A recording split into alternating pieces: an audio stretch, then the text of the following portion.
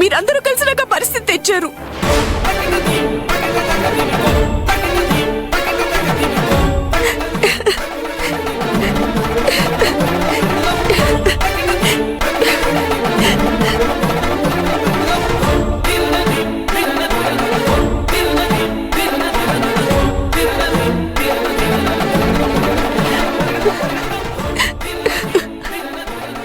అమ్మా, చూసావా అమ్మా వాళ్ళు ఎలా చేస్తున్నారు?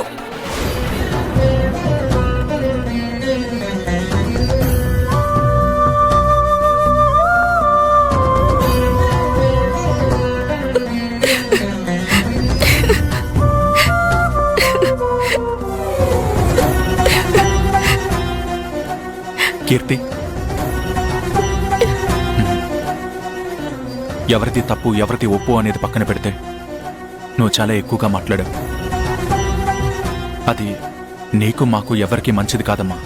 ఇక చాలన్నయ్యా, నీకొచ్చే భార్య నన్ను తల్లిలాగా చూసుకుంటుందని చాలాసార్లు చెప్పావు. ఇదేనా తల్లిలాగా చూసుకోవడం అంటే?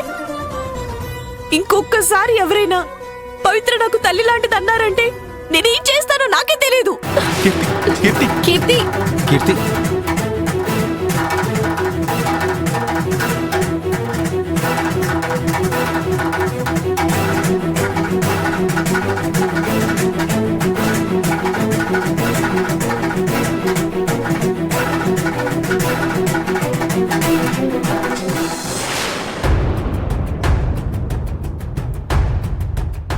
ఇదేంటమ్మా పవిత్ర, గొప్పింటికి కోడలి వయ్యావని సంతోషించాం.